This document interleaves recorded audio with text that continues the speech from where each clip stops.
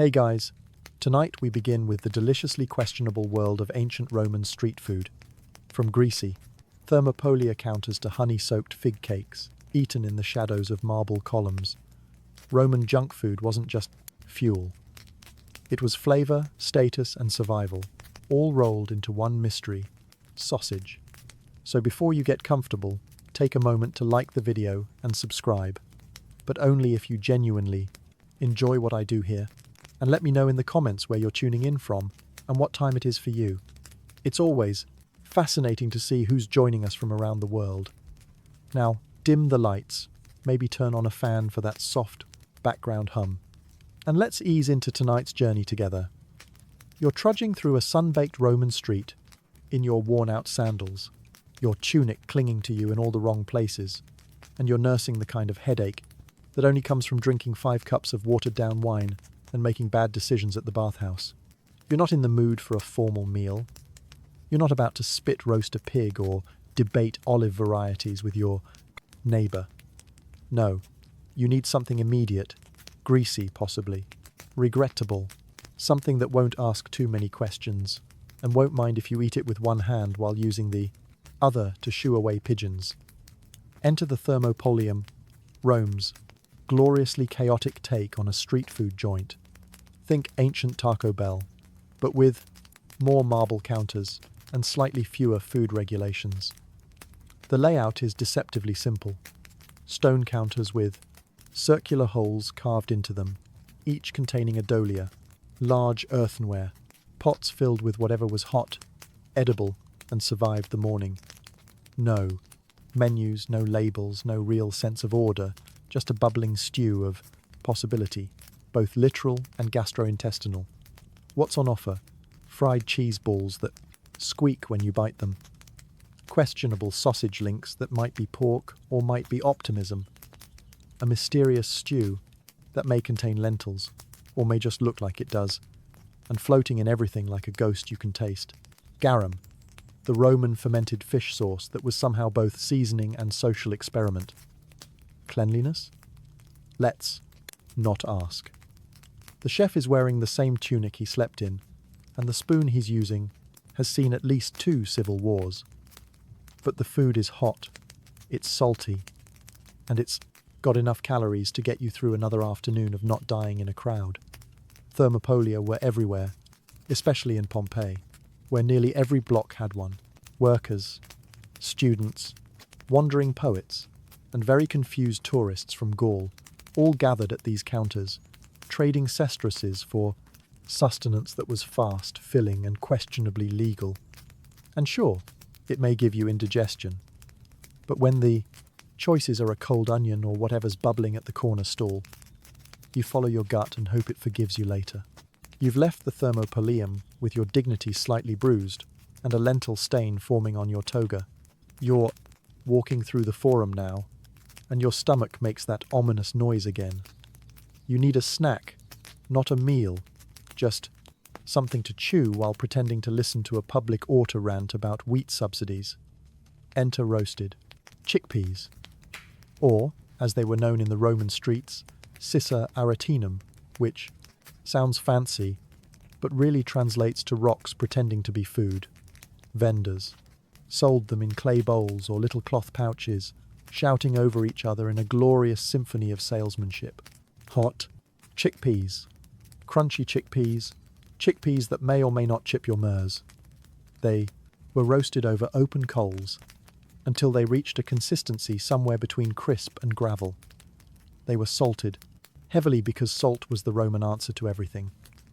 Preservation, seasoning, and disguising the taste of regret. And yet chickpeas were wildly popular. Soldiers munched them on the march. Senators snacked on them between bribes. Children chewed them like they were practicing for adulthood. They were cheap, filling, and didn't spoil easily, which made them ideal for tossing into a satchel, a lunchbox, or at someone's head during a gladiator match. There wasn't a lot of variety. No chili lime flavor, no hummus dip, just a bowl of rock-hard legumes dusted with salt and occasionally served warm, which was somehow considered a luxury. Of course, The Romans swore they were healthy.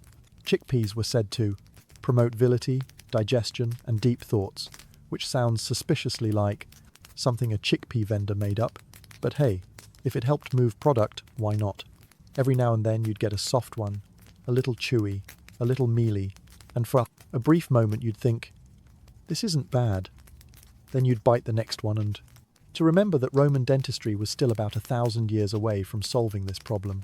Still, for a handful of coins, you got a snack that travelled well, lasted forever, and gave you something to do with your mouth during long political speeches. And in Rome, that was worth every cracked tooth. Now, your stomach's asking for something different. Maybe sweet, maybe soft, maybe less existentially crunchy. You spot a vendor with a tray of golden spheres glistening in the sundae. You approach cautiously because, in Rome, sweet things are often deceptive. He hands you one with a wink and says globally, "What are they?" Picture deep-fried cheese balls drenched in honey. And no, this is not a Renaissance fair invention. Globuli were a real Roman dessert snack made by mixing ricotta-style cheese with flour, forming them into balls, deep-frying them in oil, and then soaking them in honey like they've committed a crime against moderation.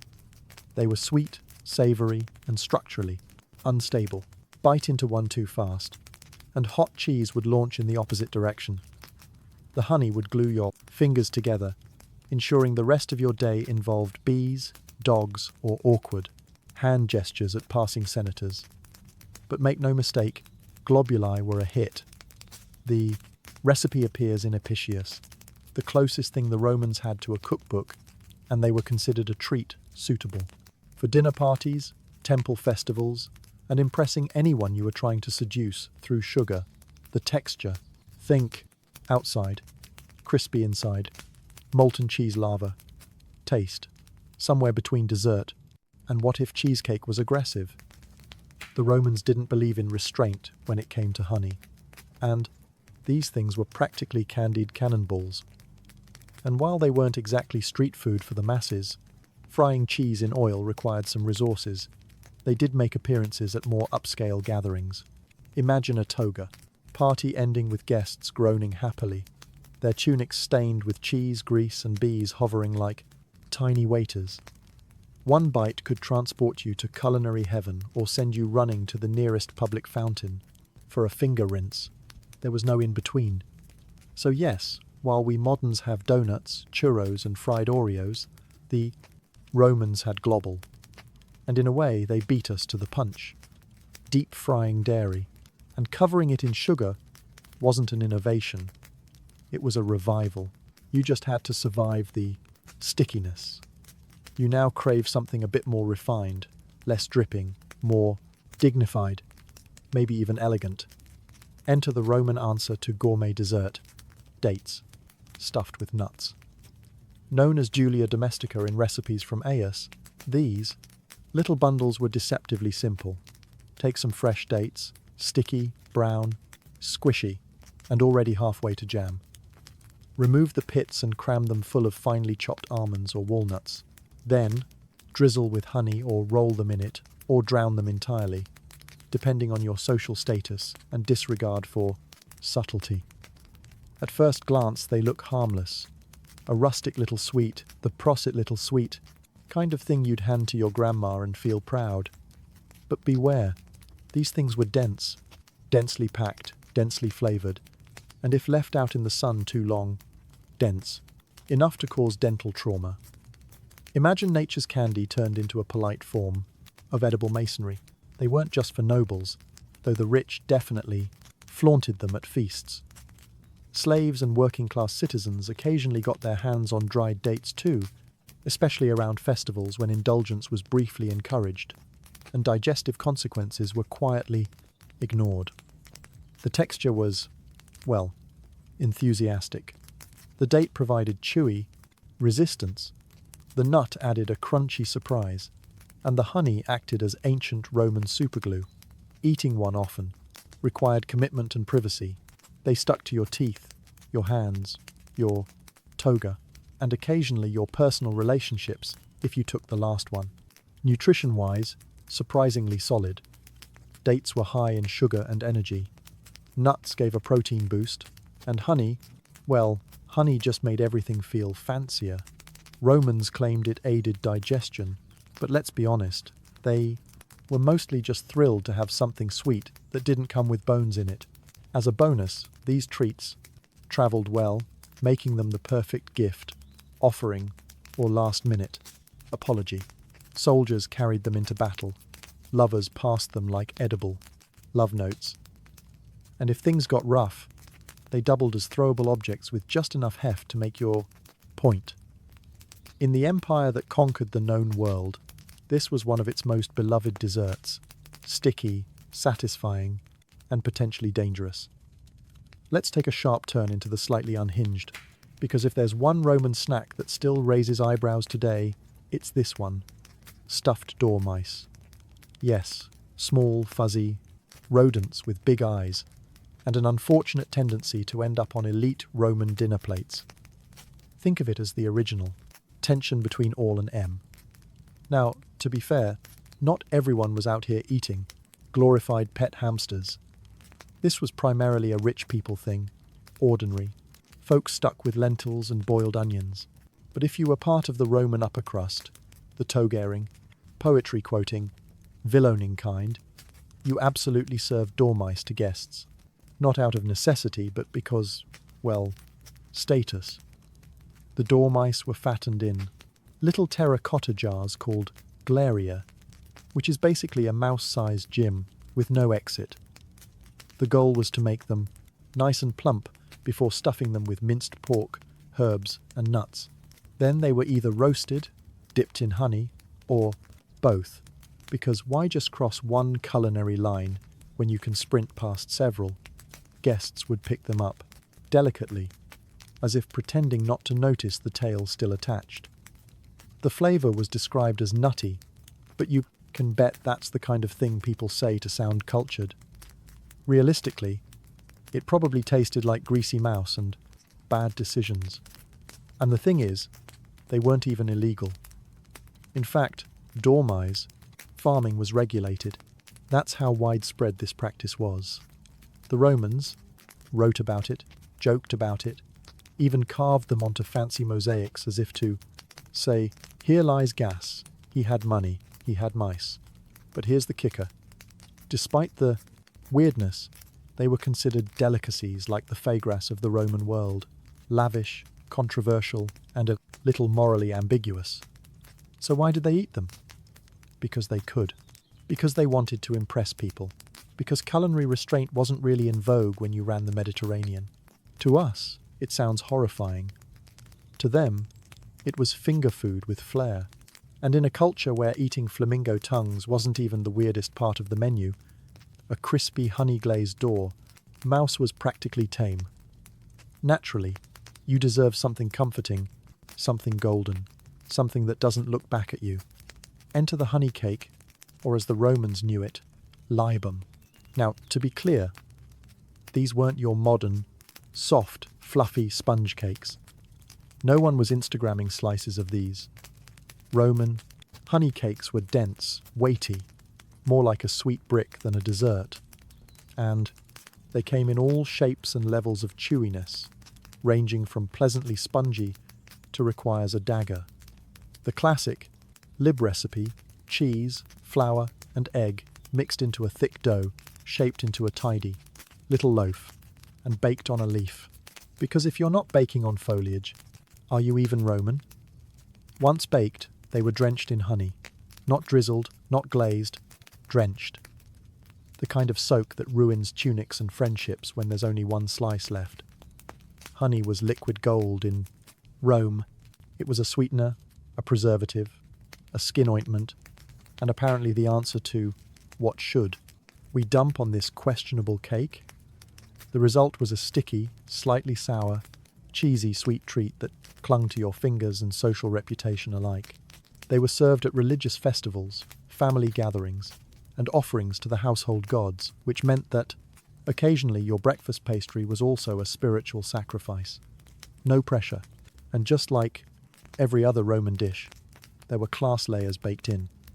Poorer families might use barley or rye, skip the cheese, and use a splash of diluted honey, a cake in technicality only. The rich, of course, added nuts, spices, and enough honey to drown a centurion. But here's the kicker. They were beloved. The kind of thing people remembered from childhood, fought over at banquets and hoarded like bees in toas. They weren't fancy, they weren't pretty, but they were sweet, sticky, and capable of triggering property disputes. Imagine waking up in ancient Rome. The streets are already noisy. Your neighbour is shouting about overdue amphi, and your head is pounding from last night's 1 cup of diluted wine that turned into 4. You're groggy, broke, and late. Naturally, you reach for breakfast, but not eggs, not fruit, not even a proper meal. No, you're going with the classic Roman start to the day. Stale bread soaked in wine. Yes, it was a thing. Romans called it sopian venom, which sounds like a spell but just means bread in wine.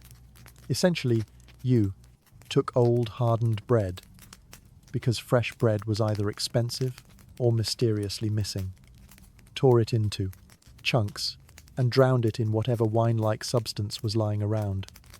It wasn't luxurious, it wasn't pretty, it was Roman cereal, minus the milk, sugar, and joy.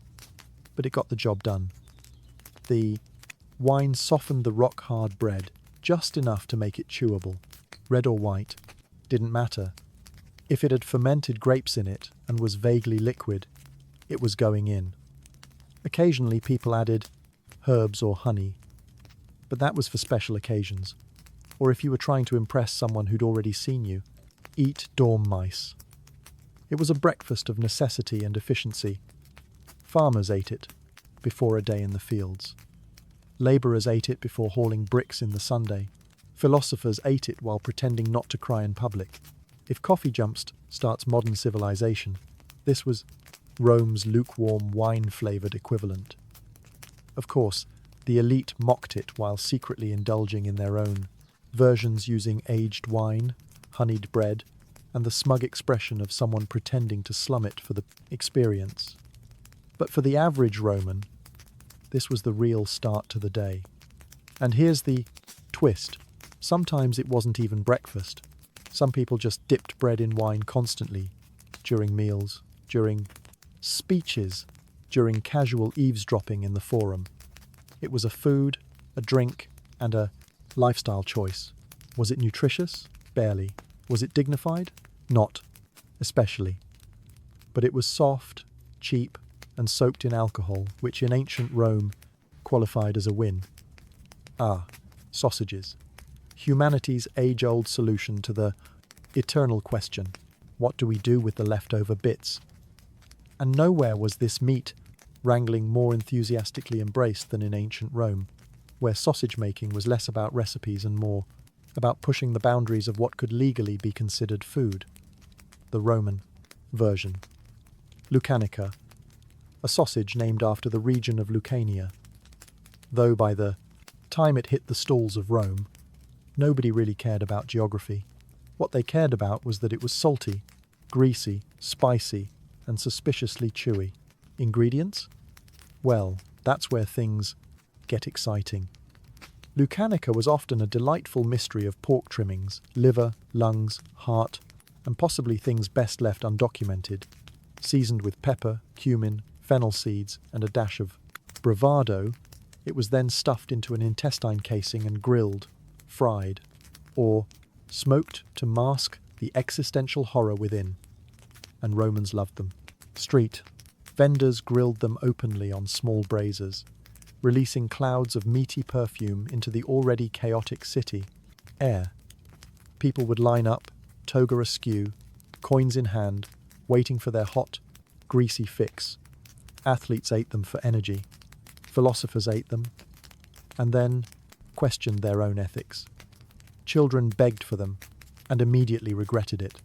Of course, sausage quality varied wildly. The ones at imperial feasts might be finely ground and delicately spiced. The ones on the street, let's just say the less you asked, the happier you were. There were rumours of donkey bits, maybe dog, certainly organs you've never seen on a butcher's chart. Storage was also optimistic. Refrigeration didn't exist, and smoking meat was more art than science, so some sausages aged like fine wine. Others aged like something you'd report to the authorities. Still, they were everywhere. Sold at Thermopolia, eaten at arenas, carried into battle. A Roman soldier marching across Gaul could count on two things: sore feet and a dried sausage in his pouch. It was calorie, dense, flavour-rich, and durable enough to double as a self-defense weapon if necessary. Let's talk about Roman pancakes, or as they might have called them, flat disappointment with a drizzle of hope. In theory, a lateria sounds promising. It translates to another sweet, and was essentially a basic pancake made from spelt flour, eggs, and to milk. Sometimes honey got involved, sometimes not. And that inconsistency alone tells you exactly what kind of emotional roller coaster this food was. You'd mix the batter, pour it into a pan over a fire that may or may not be cooperating, and let the magic happen. Except, Roman magic didn't involve fluffy stacks or maple syrup. These pancakes were thin, dense, and just sturdy enough to qualify as edible flooring. If you were lucky, they'd be fried in a bit of oil and served with a generous helping of honey, maybe a sprinkle of poppy seeds, if someone was feeling festive. If you weren't lucky, you got the version with no toppings, no sweetness, and the toppings texture of a legal document. Still, they were popular, cheap, easy to make, and surprisingly, versatile. They could be sweet or savoury, eaten hot or cold, served at festivals, funerals, and that awkward space between breakfast and guilt. Romans weren't looking for a breakfast revolution. They just wanted calories that didn't bite back. But make no mistake, if you're imagining a modern pancake with strawberries and whipped cream, adjust your expectations downward immediately. These were the kind of cakes that required strong teeth and low emotional standards, more fuel than food, more endurance snack than indulgent brunch. Yet they had their place. They filled stomachs. They paired decently with wine.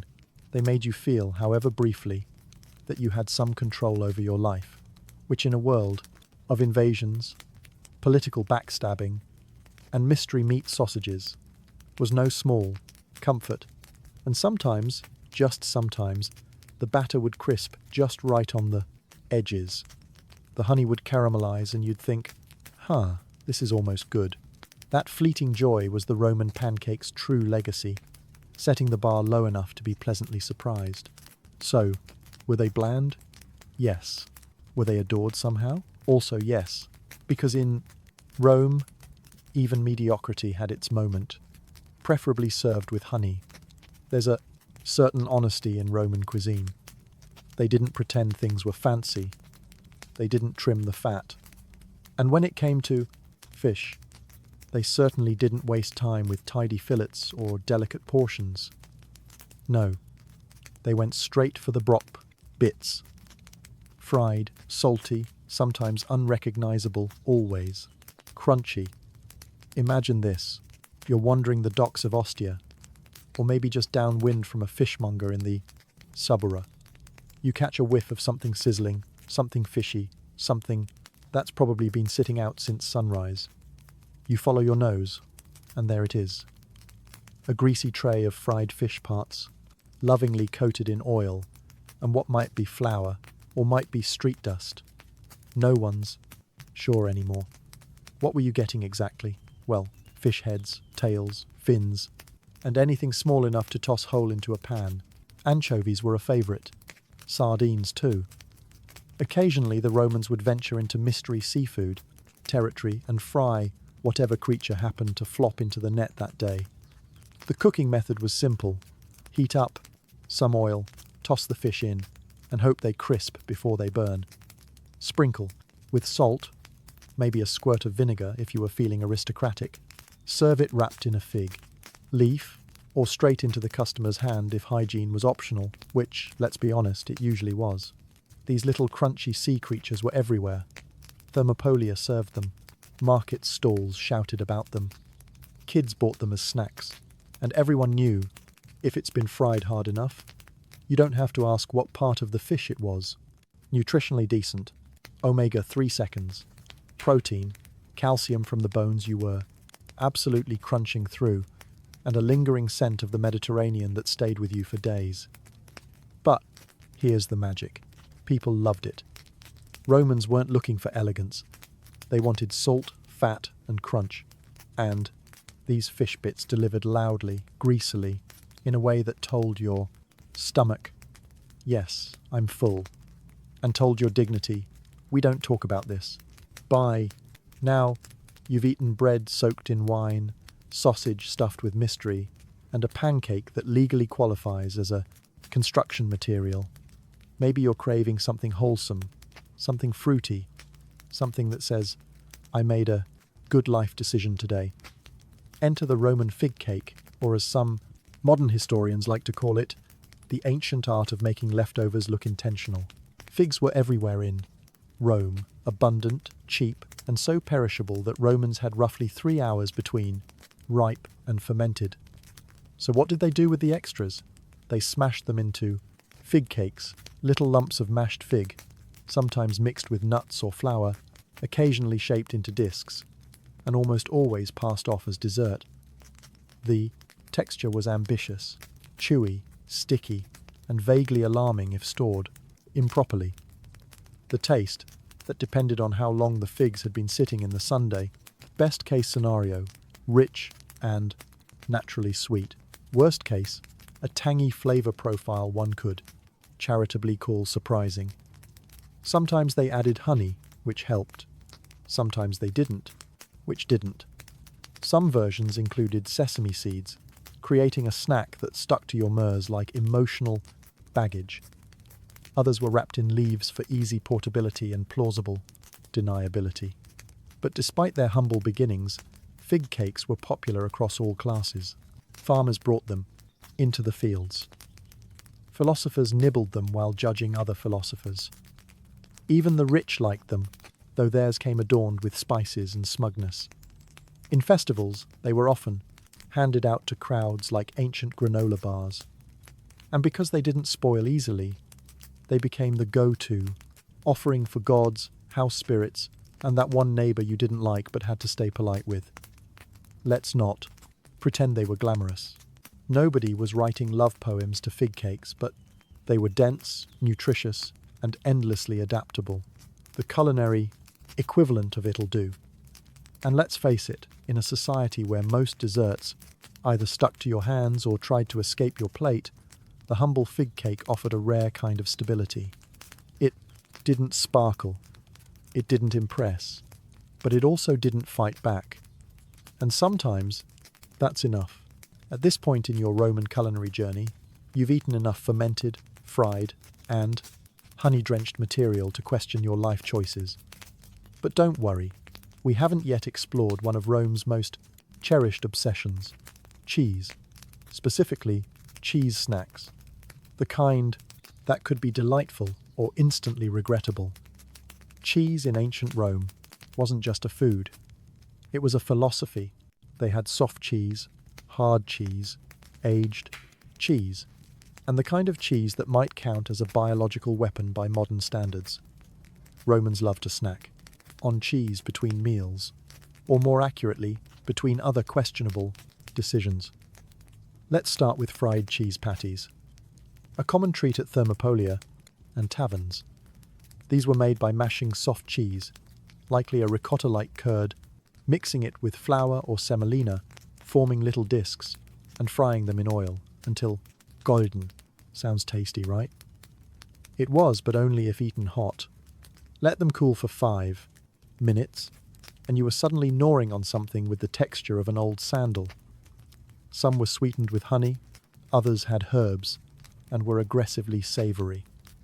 Occasionally someone would throw in nuts or dried fruits, which in theory sounded inventive, but often ended up tasting like someone accidentally dropped trail mix into a grilled cheese. Now, if you were particularly unlucky, you might encounter aged Roman cheese. This wasn't your delicate French brie or polite cheddar. No, this was hard, pungent, and frequently described as fragrant, which is ancient cook for don't inhale too deeply. Some versions were aged until they were more salt than cheese. Others were stored in baskets, left out in the sun, and possibly used to repel unwanted guests. Cheese snacks were everywhere, served to soldiers, offered at festivals, even gifted during Saturnalia, because nothing says, "I appreciate you," like a block of dairy that could double as a paperweight. They were filling, cheap, and impressively shelf-stable, assuming you didn't mind them fighting back. But for all their inconsistencies, the Romans adored cheese snacks. They were comforting, portable, and only occasionally threatening. In short, they were the mozzarella sticks of the ancient world, just without mozzarella or sticks. Some civilizations have ketchup, others have hot sauce. Ancient Rome, they had garum, the fermented fish, sauce that somehow ended up on, in or near just about every edible object in the empire. Let's be clear, garum was not subtle. It was not elegant. It was not something you lightly drizzled. It was fermented fish juice made by stuffing fish guts into clay pots, adding copious salt, and then leaving the entire mixture to sit in the sun until it stopped screaming. The result, a brown, oily, salty, tangy liquid that Romans poured over meats, vegetables, grains, and yes, snacks. Bread dipped in garum, absolutely. Roasted nuts with garum. Why not? Fried cheese with a splash of garum. You're living dangerously, but that's Roman cuisine for you. And it wasn't just for taste. Garum had social clout. There were different grades, some for the poor, and others so exclusive they were aged longer than your average gladiator. Liquorman, Alec, and other variations were sold across the empire with labels boasting origins, purity, and probably imaginary health benefits. Think of it as the ancient Roman version of organic, artisanal soy sauce, but with more intestines. Now, it should be noted that the smell of garum production was so bad, it was legally restricted to outside city limits. That's right. Even in Rome, where sewage flowed freely and public baths were occasionally experimental at best, garum factories were banned from the neighborhood. But once bottled and shipped, it was gold. Emperors hoarded it. Cooks swore by it. Hungry citizens slathered it on nearly anything that didn't move. It was Rome's favorite flavor bomb, and its most widely tolerated electory crime. Did people actually enjoy it? Apparently, yes. They praised it in poems. They included it in cookbooks. They wrote love letters to recipes that began with "first drown." Everything in garum. Was it healthy? Possibly. Was it overwhelming? Always. Did it add something magical to fried street snacks? If you like your magic strong, fishy, and vaguely suspicious, then yes. So, when you imagine Roman junk food, don't just picture cheese balls or fig cakes. Picture cheese balls and fig cakes soaked in fermented fish sauce, because that's what winning tasted like in Rome. You still crave a snack, something casual, something crunchy, something you can eat with one hand while waving the other dramatically at passing senators. Enter Roman Street, Nuts. Walk through any bustling Roman marketplace, the Forum, the Port at Ostia, the back alleys of Subura, and you'd hear the unmistakable sound of nuts roasting on open coals. Not in the cozy holidays-scented way. More like the smell of burning street cart mixed with salted temptation. Your choices: almonds, walnuts, hazelnuts, and pine nuts, though the latter could cost a small fortune, and possibly your dignity if you dropped them. Most were roasted, lightly salted, and sometimes flavored with herbs or honey. Simple, addictive, pocket-friendly. Vendors sold them in little paper cones made of recycled wax tablets or papyrus scraps, which occasionally still had grocery lists or bad poetry scribbled on them. Bonus entertainment. And the Romans, they went nuts for nuts. Philosophers munched them while pondering mortality. Gladiators downed them for protein. Drunken party guests tossed them into mouths, and sometimes amphi, with varying degrees of accuracy. Even the emperors snacked on them, though theirs were peeled, gilded, and likely carried to them on a silver platter by someone with anxiety. Some were even candied. Almonds coated in honey were the closest thing Rome had to peanut brittle, and they were equally capable of cracking a tooth or winning your affection, depending on how fresh they were. Of course, there were downsides. Overeating nuts, especially the garum-dusted kind, could lead to indigestion, social consequences, and dramatic readings of your last will and testament. But that didn't stop anyone, because street nuts were fast, cheap, and deeply satisfying. They were the original Roman vending machine. Insert a coin, receive crunchy joy. No fuss, no mystery meat, no tales. Just a handful of salty delight in a city powered by wine, ambition, and low-grade chaos.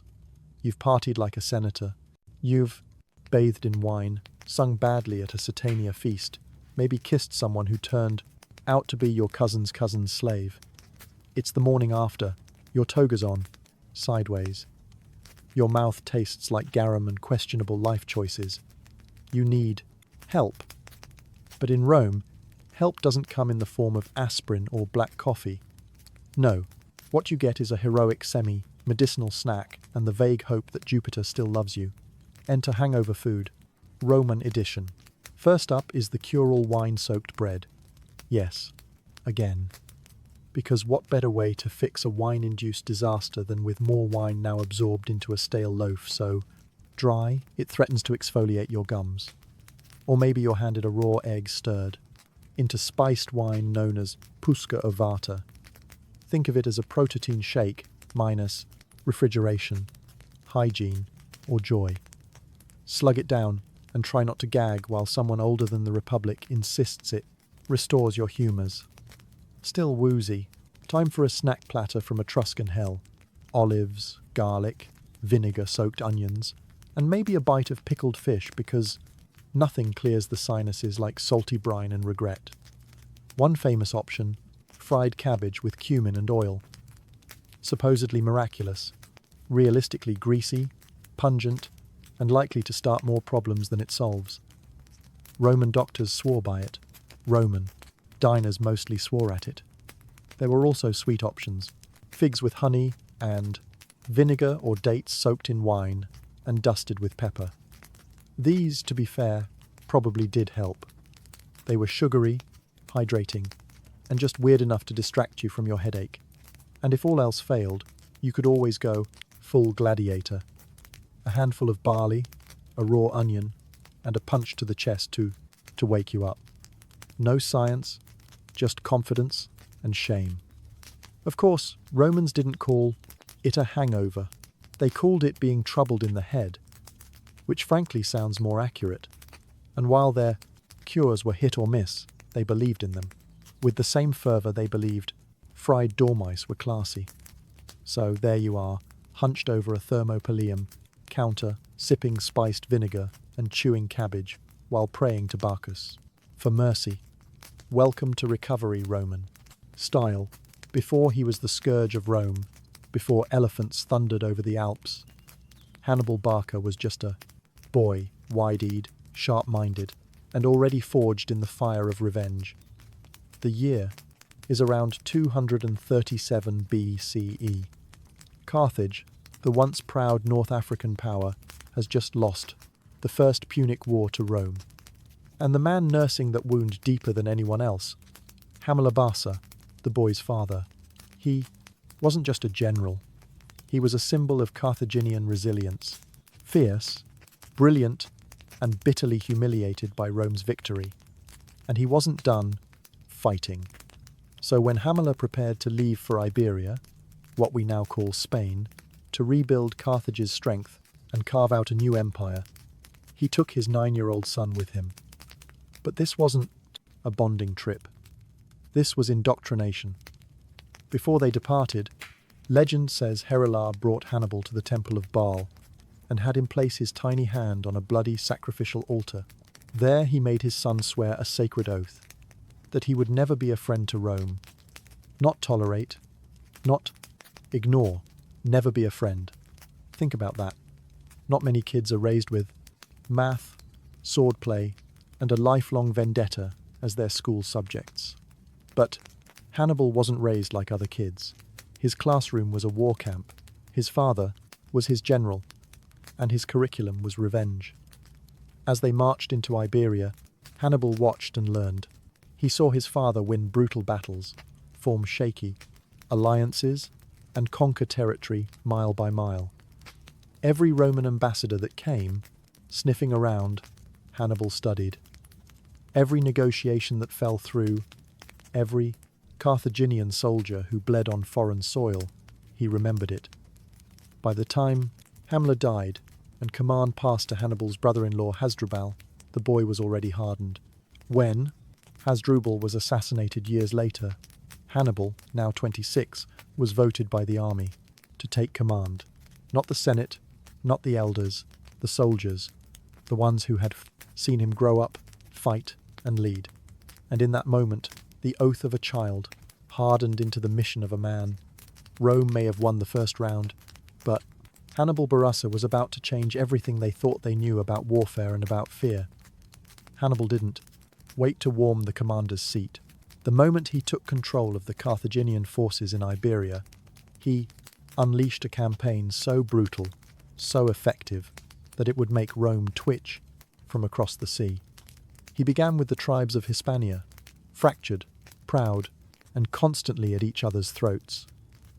Instead of marching in like a conqueror, Hannibal used diplomacy, marriage, alliances, and bribery to win some of them over. For the rest, he used steel. Tribes that resisted were crushed with a mix of battlefield brilliance and psychological warfare. Hannibal didn't just fight battles, he staged them.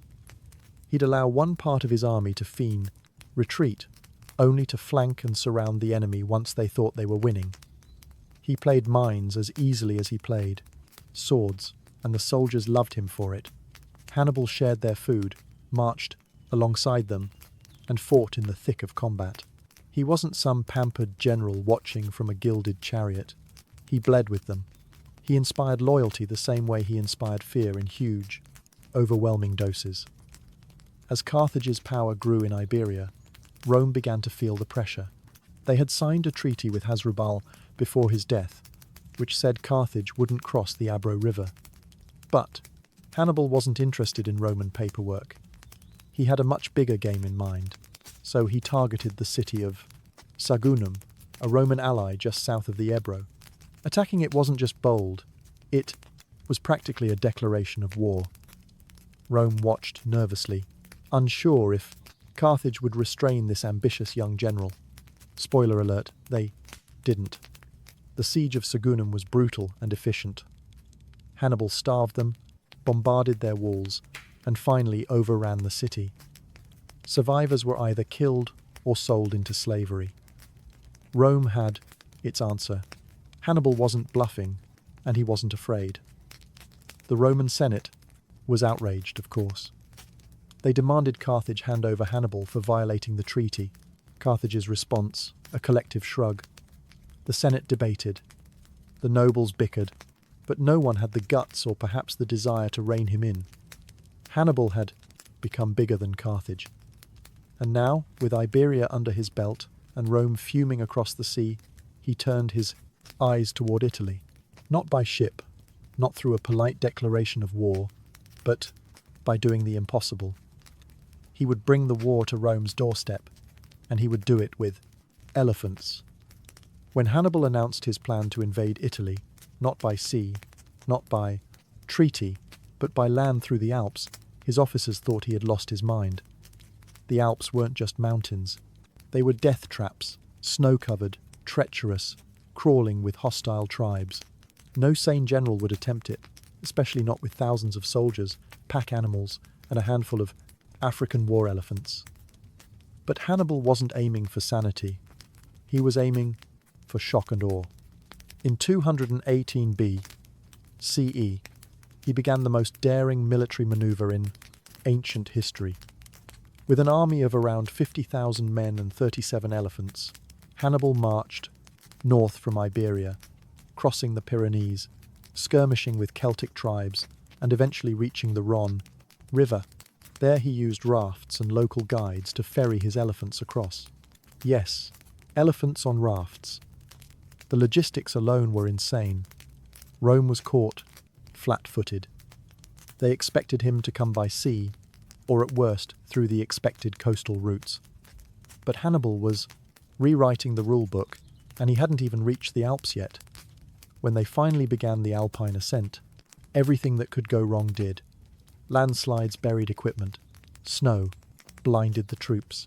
Altitude sickness, freezing winds, and starvation killed thousands. Supplies ran low. Morale plummeted. Men began to desert.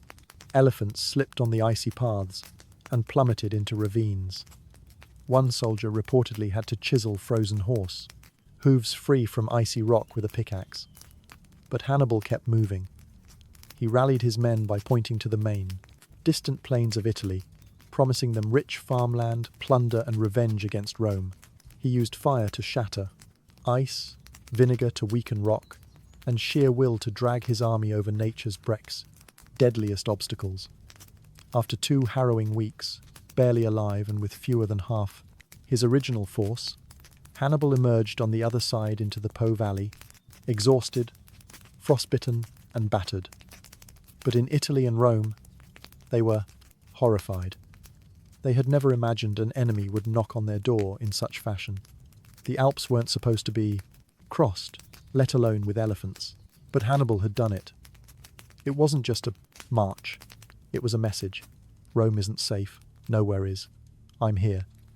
And he wasn't planning on leaving anytime soon. Hannibal didn't waste time once he hit Italian soil. Even with a diminished force, he immediately began recruiting discontented Gic tribes in northern Italy, Rome's enemies. And they joined him. Because Hannibal didn't just promise liberation, he proved it with blood. Rome, stunned but still arrogant, scrambled to send legions to intercept him. Consul Gas Flaminius took command, burning with the confidence of the Republic. He wanted a swift victory, a glorious one that would restore Roman pride after Hannibal's ridiculous Alpine stunt. But Hannibal had already chosen his battlefield, and it wasn't going to be glorious for anyone in a red cloak. The place was Lake Trasmaine, a foggy, narrow valley with water on one side and steep hills on the other, perfect for an ambush. Hannibal stationed his infantry in front, clearly visible like bait. He then concealed his cavalry and elite troops in the hills, hidden in the early morning mist. On June 21st, 217 BCE, Flaminius charged in, eager, overconfident, and completely blind to what was coming. As the Romans advanced into the trap, Hannibal sprang the jaws shut. His troops exploded from the hills, slamming into the Roman flanks. Cavalry cut off retreat. The Roman line, stretched thin in the narrow pass, had nowhere to maneuver. It was chaos. Roman soldiers drowned in the lake, were trampled trying to flee, or slaughtered where they stood. Flaminius himself was cut down trying to rally his collapsing army. In just a few hours, 15,000 Romans were dead, thousands more captured.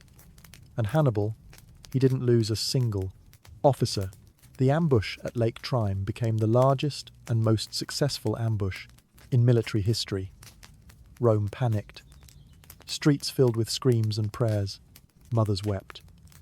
The Senate, in despair, appointed a dictator, Quintus Fabius Maximus, to deal with the crisis. But Hannibal wasn't finished. He had invaded their land, annihilated their legions, and now he roamed Italy like a ghost, impossible to catch, devastating everything in his path. Yet, even after this disaster, Rome refused to negotiate. That was fine with Hannibal. He didn't want peace. He wanted to humiliate them in the one place they thought themselves invincible, on the battlefield, at the heart of their empire. And his deadliest masterpiece was still to come. If Lake Tresme was Hannibal's masterpiece of ambush, then Cana was his symphony of annihilation. By 216 B.C., Rome was done, playing cautious. No more waiting, no more defensive strategies. They massed the largest army they had ever fielded, around 80,000 men, under the command of consuls Lucius, Aelius Pallas, and Gas Terentius Varro, twice the size of Hannibal's army. They weren't planning to outwit him. They were planning to crush him with sheer force. Hannibal knew it, and he smiled. He chose the battlefield, a wide plain near the town of Cannae in southern Italy, perfect for cavalry movement and maneuvering. Then he arranged his troops in a deceptively simple formation. His weakest infantry, mostly Gauls and Spaniards, formed a shallow crescent at the center. His stronger African infantry waited on the flanks. His cavalry, his real hammer, flanked even wider on both sides. The trap was set. On the morning of battle, the Romans advanced in a dense, powerful column, eager to punch straight through Hannibal's center. And they did. At first, Hannibal's crescent began to bend inward under pressure, retreating, but not breaking. The Roman infantry surged forward deeper and deeper into the trap, thinking victory was near. That's when the jaws snapped shut. Hannibal's African infantry on the flanks wheeled inward, enveloping the Romans from both sides. His cavalry, having already routed the Roman horsemen, circled back and attacked from the rear. Now the Romans were surrounded completely. No retreat, no breathing. Room, just chaos and blood. In the blazing August heat, men suffocated in the crush of bodies. Swords couldn't swing. Panic set in, and Hannibal's men systematically slaughtered them, cutting them down in one of the most lopsided massacres in military history. An Alevoli estimated 50,000, 70,000 Romans died in a single day, more than the entire population of many ancient cities. It was the worst defeat Rome had ever suffered and remains one of the deadliest battles of all time. And Hannibal, he didn't march on Rome, not because he couldn't, but because he knew Rome would not fall easily. He needed reinforcements from Carthage, siege equipment, and time. But Carthage hesitated. Even after handing Rome its darkest day, Hannibal stood alone. And Rome, wounded, vengeful, and now very afraid, wasn't planning on letting him go unpunished. After Canaan, Hannibal's name alone could silence a Roman crowd. Mothers used it to frighten their children. Hannibal had Porus. Hannibal is at the gates. And yet, strangely, he never entered the city. For 16 years, Hannibal roamed the Italian countryside like a phantom, unbeaten, unpredictable, and completely without reinforcements. He won the loyalty of many southern Italian cities and brought chaos to Rome's allies. But Carthage, for all its riches, refused to send him the support he needed to finish the job. The Senate feared his growing power. His enemies at home whispered about his ambition. They were more comfortable letting him bleed Rome slowly than arming him for a final strike. So Hannibal was forced to adapt. He became a master of survival, fighting guerrilla-style skirmishes, harassing supply lines, destroying crops, and always staying just out of reach. The Romans, under Fabius Maximus, nicknamed the Delayer, refused to give battle. They shadowed him, avoiding open conflict, starving him of opportunities. But Hannibal still scored victories. He crushed Roman forces at Hardonia, ambushed them in Apulia, and even destroyed entire consular armies that dared to chase him. And he kept doing it without ever losing a major engagement. But time was turning against him. Rome, battered but relentless, adapted.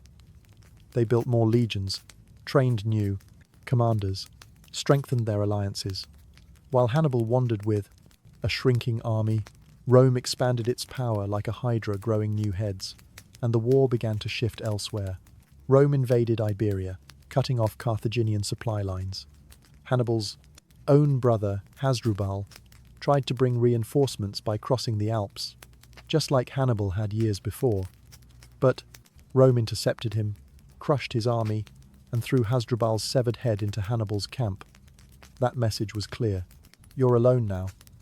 Hannibal's dream of breaking Rome from within was fading. He had turned Italy into a graveyard of legions, but without reinforcements, without siege engines, without political backing, he couldn't deliver the final blow. Still, he refused to leave. He had promised his father as a boy that he would be no friend to Rome, and he kept that promise every year he remained on their soil. But soon Rome would come knocking, not in Italy, but on Carthage's own shores, and Hannibal would have no choice but to go home for the final fight. By 203 BCE, the tide had fully turned. Rome had clawed back from disaster, conquered Hannibal's strongholds in Iberia, and taken the locking fight directly to North Africa. Leading the charge was Scipio Africanus, a young, brilliant general who had studied Hannibal's tactics obsessively. Rome was no longer content to wait. They wanted Carthage destroyed. And to save itself, the Carthaginian Senate had to do the unthinkable. They summoned Hannibal home. After 16 years of near-mythical campaigning in Italy, Hannibal left the land he had bled for. He returned to Carthage to defend a city that had abandoned him and to face a man trained in the art of Hannibalic warfare. The final showdown came at Zama in 202 BCE. This time the armies were nearly evenly matched. Hannibal commanded a force of veterans, levies, and 80 war elephants. Scipio, meanwhile, had disciplined Roman legions and Numidian cavalry, crucially led by Massinissa, a former Carthaginian ally who had switched sides. Hannibal opened the battle with a massive elephant charge. It was meant to shatter the Roman lines. But Scipio had planned for this. He ordered his troops to part, creating corridors that funneled the elephants safely through. The beasts either panicked or passed harmlessly between the Roman ranks. Some even turned back, trampling Hannibal's own lines. What followed was a fierce infantry clash. Hannibal's veterans fought valiantly, even pushing back Rome's front lines. But when Scipio's cavalry returned from the flanks and attacked from behind, just as Hannibal had done at Cannae, the Carthaginian formation collapsed. The roles had reversed. Hannibal, once the master of encirclement, was now its victim. Carthage was forced to surrender. The terms were brutal. They had to give up their fleet, pay a massive indemnity, and promise never to wage war without Rome's permission. Hannibal had lost. But it wasn't just a military defeat. It was the death of a vision. His lifelong mission to break Rome's grip on the Mediterranean was shattered in the north, African dust. Yet even in defeat, Rome didn't kill him. They feared him too, much to make him a martyr. Instead, they let him live, knowing full well they hadn't seen the last of him, because Hannibal Barca wasn't done making history. Not yet. Hannibal returned to Carthage not as a defeated general, but as a survivor. While Zama had broken Carthage militarily, Hannibal still commanded immense respect. The people saw him not as the man who lost the war, but as the man who nearly won it against impossible odds. So what did Hannibal do? He reinvented himself. He became a politician. Yes, the man who had once commanded elephants through the Alps now sat in the Carthaginian Senate, rooting out corruption, reforming finances, and trying to repair the shattered state. He slashed taxes, paid off debts, and revitalized Carthage's economy. Quickly, gaining a reputation as a brilliant, if unpopular, reformer. But Rome wasn't watching from the sidelines. They feared Hannibal's mind more than his sword. Oh, strong Carthage, even a peaceful one, was a threat if Hannibal was at the helm. So Rome accused him falsely of conspiring with enemy states. Cornered once again, Hannibal fled. Thus began his second life, the life of a hunted exile. He wandered from court to court, offering his military genius to foreign kings. First to Antiochus III of the Seleucid Empire, Rome's newest rival. Hannibal tried to rally them for another great war, but Antiochus ignored much of his advice and lost spectacularly. Rome's influence only grew. After Antiochus's defeat, Hannibal kept running. He became a ghost, drifting through Asia Minor, pursued constantly by Roman envoys who demanded his surrender at every port. And yet, wherever he went, he left whispers, stories, fear. The name Hannibal still sent chills down Roman spines. Despite his defeats, he remained a symbol of defiance, a one-man rebellion against imperial arrogance. He couldn't raise new armies. He had no homeland, no power, just a brilliant mind, a long shadow, and enemies who never stopped watching him.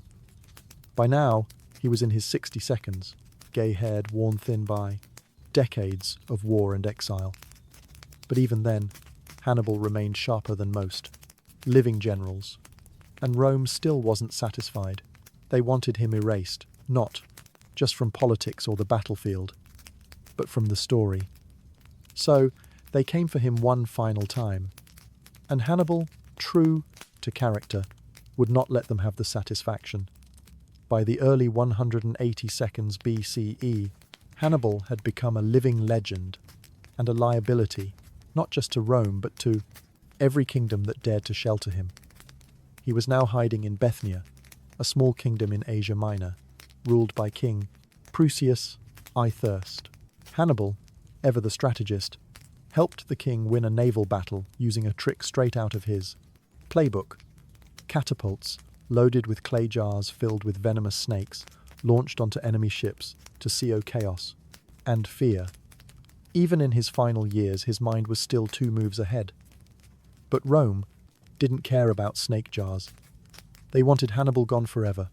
They pressured Prusius, sent emissaries, and made threats. Eventually, word reached Hannibal that his sanctuary had been betrayed. Roman agents were closing in on the villa where he was hiding. He didn't run this time. According to legend, Hannibal had long kept a vial of poison hidden in a ring, carried with him as insurance. If Rome ever cornered him like an animal, he would go out on his own terms. Now the moment had come. He reportedly wrote a short message before taking the poison. Let us relieve the Romans from their long anxiety, since they think it too tedious a task to wait for an old man's death. Just like that, it was over. Hannibal Barca, Rome's greatest nightmare, died not on a battlefield, but in a foreign land, hunted, exiled, and alone. And yet, even in death, Rome couldn't bury him. They destroyed his city, razed Carthage decades later in the Third Punic War, and salted its earth. But they never forgot him. Centuries later, Roman historians, men who should have hated him, wrote about his brilliance with awe.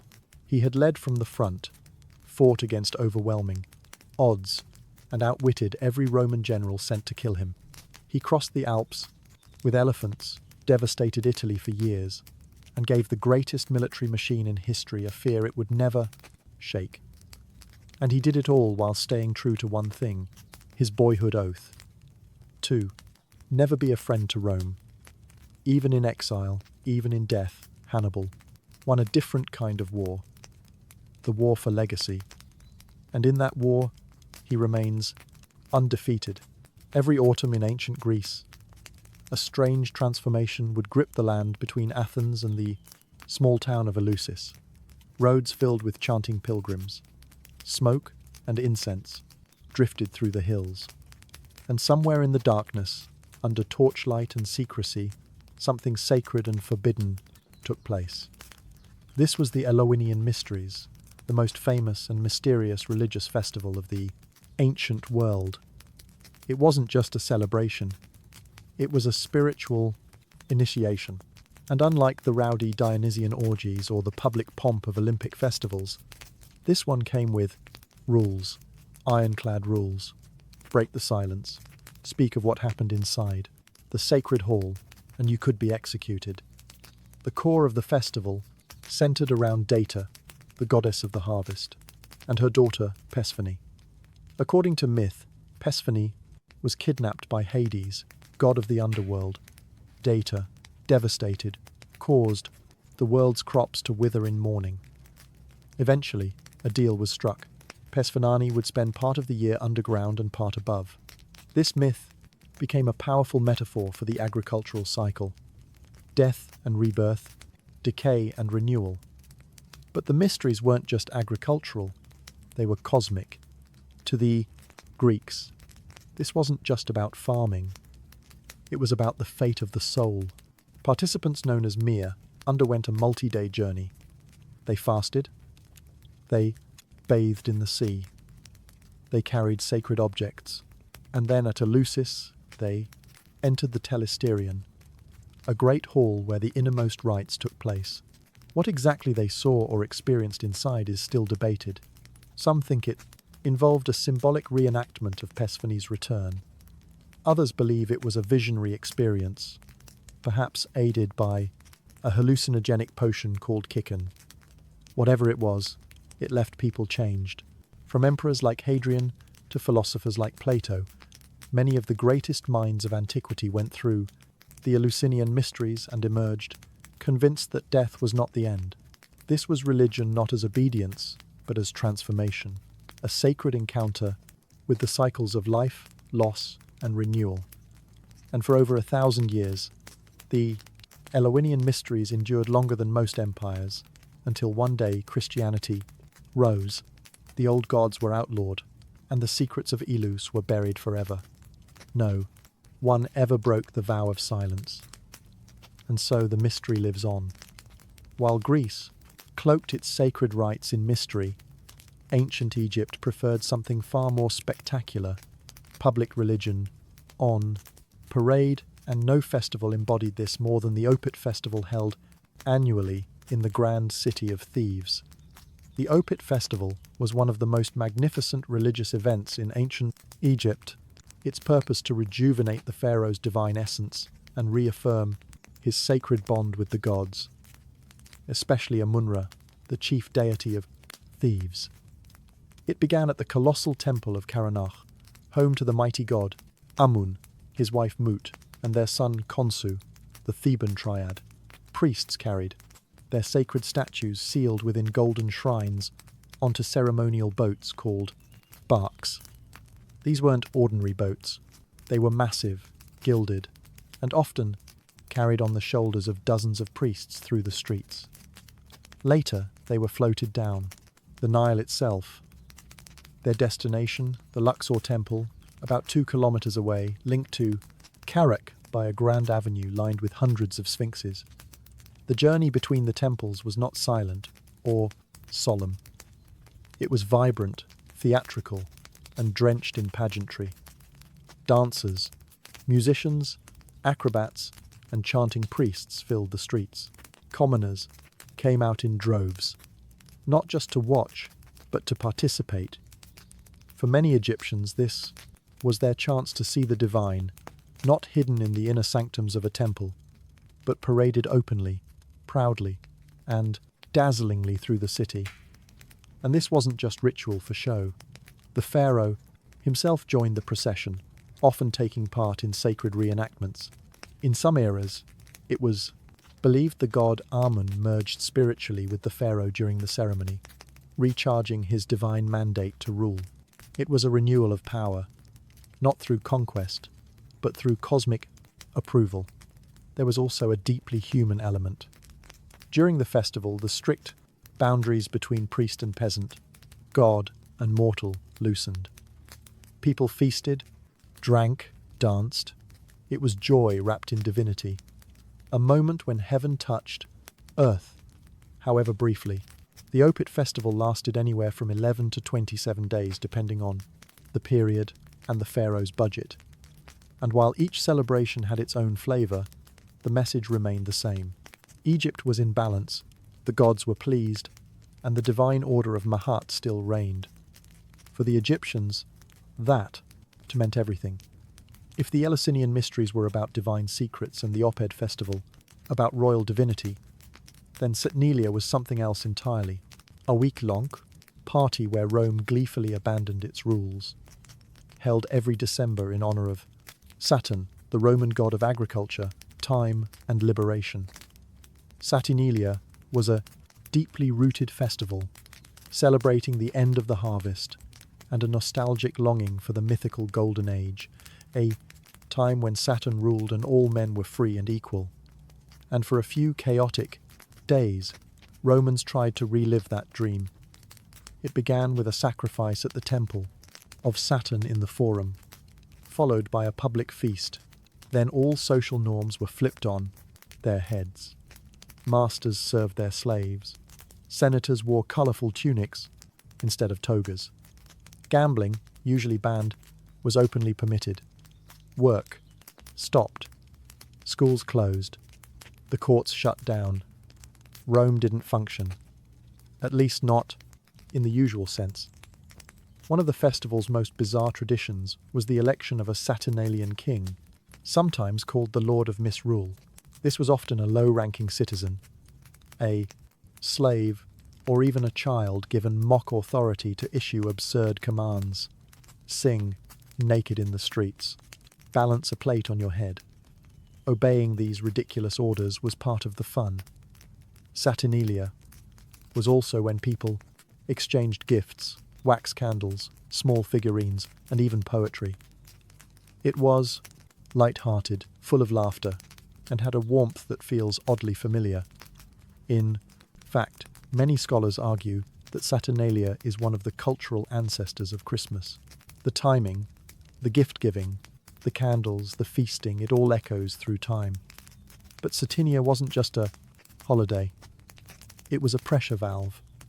For a society so rigidly structured with slaves at the bottom and senators at the top, it allowed for the illusion, however brief, that everyone was equal. That maybe, just maybe, there could be a return to Saturn's mythical golden age. Of course, when the festival ended, everything snapped back into place. Slaves returned to servitude. The Senate resumed its bickering. The streets quieted. But for that week of reversal, Rome became a theatre of joy, chaos, and shared humanity. Because even an empire needs a break from pretending it has everything under control. Long before alarm clocks and New Year countdowns, ancient Persians were already celebrating a festival of rebirth, balance, and fire. One that still survives today. Novus, the Persian New Year, rooted in Zoroastrianism, one of the world's oldest monotheistic religions. Novus wasn't just about turning a calendar page. It marked the spring equinox, a moment when day and night are perfectly balanced. To Zoroastrians, this balance reflected the eternal struggle between Ahura Mazda, the force of light and order, and Angra, Manu, darkness and chaos.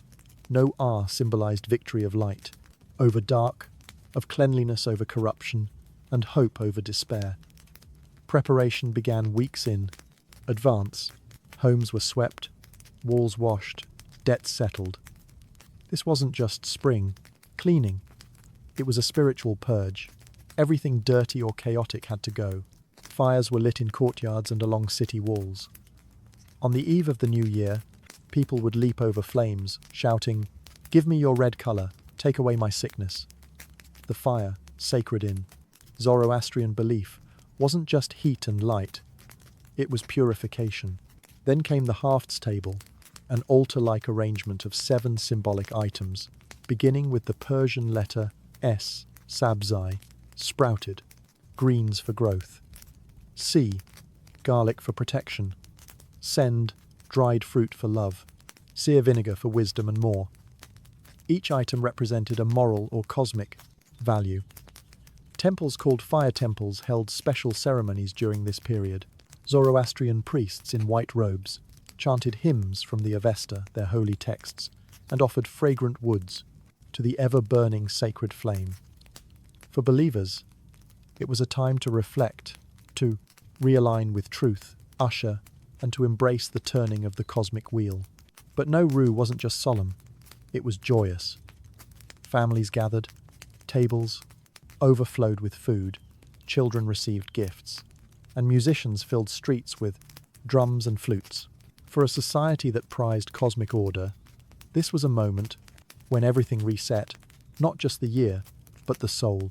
Nous outlived empires. It was celebrated by the Achaemenids, the Parthians, the Sassanids, and it continues today across Iran, Central Asia, and beyond. Few ancient religious festivals have endured this long. But then again, few are built so elegantly around something as universal and eternal as light returning to the world. In ancient Athens, worship didn't always mean incense and silence. Sometimes it meant masks, wine, and a god who knew how to throw a party. Dionysus, god of wine, fertility, theatre, and sacred madness. And no festival captured his chaotic brilliance like the great Dionysia held every spring. This festival wasn't some fringe cult celebration. It was one of the most important public events in the Athenian calendar. It honored Dionysus not through animal sacrifice or solemn chants, but through drama. Tragedy and comedy performed in his name. It began with a procession through the city. Citizens carried giant phallic symbols. Yes, really.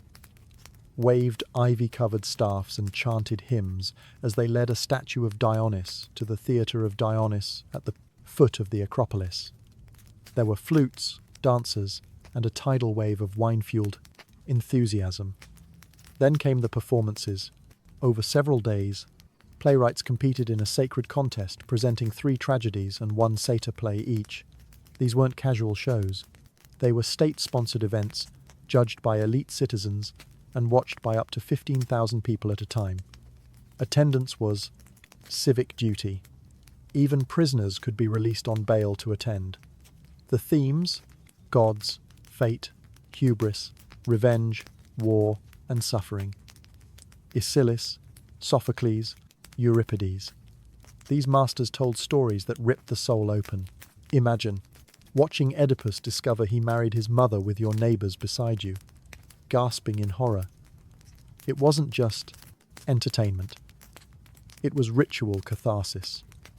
And after the tragedies came the comedies, raunchy, political, and often absurd. Aristophanes used them to mock politicians, question war, and skewer society itself. Nothing was off limits. But at its core, Dionysia was about more than theatre. It was about stepping out of yourself, about breaking down the masks. Society forces us to wear, and putting on literal ones to explore truths we couldn't otherwise say aloud. It was madness with meaning. Dionysus wasn't a calm, orderly god. He was wild, untamed, a bridge between civilization and its primal roots. The Dionysia gave space for that side of humanity to breathe, shout, laugh, and grieve. For the Athenians, this wasn't escape. This was religion, a mirror held up to the soul with a wine cup in hand, and the god of ecstatic transformation watching from the wings. Among ancient religious festivals, few are as raucous, theatrical, and subversively spiritual as Purim, a Jewish holiday that's part survival story, part political satire, and all about divine irony. Purim commemorates the events told in the Book of Esther, set in the Persian Empire under King Ahasuerus, likely Xerxes. 2. The plot sounds almost like a drama from the great Dionysia. A Jewish girl, named Esther, becomes queen, hides her identity, and eventually risks her life to stop a genocidal plot by the king's advisor, Haman, to annihilate the Jews. She succeeds. Haman is hanged on his own gallows, and the Jewish people are saved. It's a story about reversal, of fate, the hidden workings of providence, and the power of courage. But, unlike solemn religious festivals, Purim is pure, unfiltered joy, a celebration of survival that leans into laughter and liberation. The festival begins with the public reading of the Megillah, Book of Esther, often performed like a comedic play. Every time Haman's name is mentioned, the crowd drowns it out with graggers, noisemakers, boos, and shouting. Children dress up as Esther, Morai, or even Haman. Costumes and chaos are encouraged.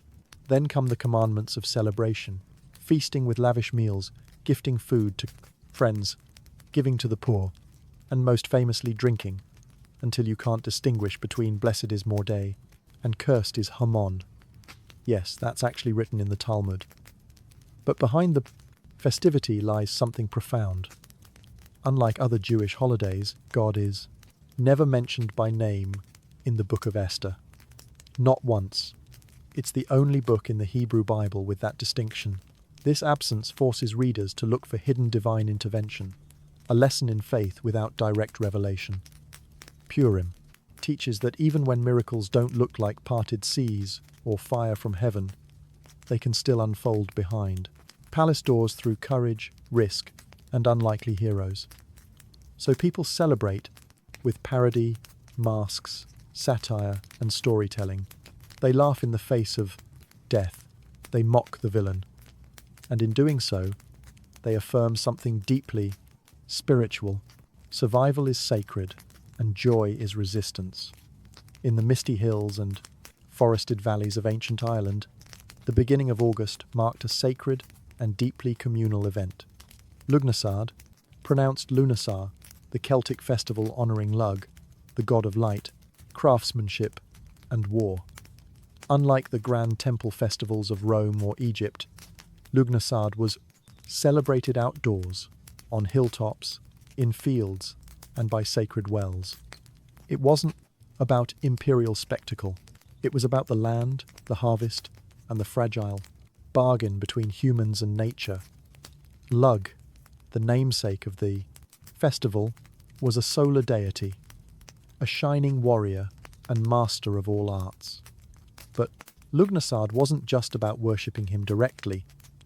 According to myth, Lugh held the first festival to honour his foster mother, Teal'tu, who died from exhaustion after clearing the plains of Ireland to make way for farmland. In her honour, people gathered to give thanks for the first grain harvest and to ensure the earth would continue to provide. So, how did they celebrate? It started with a ceremonial cutting of the first sheath of grain, followed by offerings to the gods and spirits of the land. This wasn't just symbolic. If the harvest failed, winter would be cruel. Gratitude and ritual were a form of spiritual insurance. But Lugnasad was also a social explosion. People travelled for miles to participate in fairs, markets, competitions, and athletic games, often referred to as the Tailtan Games, a kind of mystical precursor to the Olympics. Contests included running, wrestling, horse racing, and even feats of poetry and storytelling. It was also a prime time for trial marriages. Couples could commit to a union that lasted a year and a day. If it didn't work out, they could walk away, literally, by standing back to back and walking in opposite directions. The gods apparently had no issue with prenups. There were bonfires, feasting and dancing on sacred hills. But always beneath the revelry was a humbling awareness. Nature gives, and nature takes. Lugnasad was both a celebration and a warning, a time to enjoy the first fruits, but also to begin preparing for darker days ahead. In a world ruled by seasons, this festival marked the shift from sunlight to shadow. The wheat was in hand, but winter was already watching. In the heart of the Indian subcontinent, as winter melts into spring, an explosion of colour, music and fire erupts across villages, towns and cities. It's loud, it's wild, it's sacred. This is Holi, one of the most joyful and symbolic festivals in ancient Hindu tradition.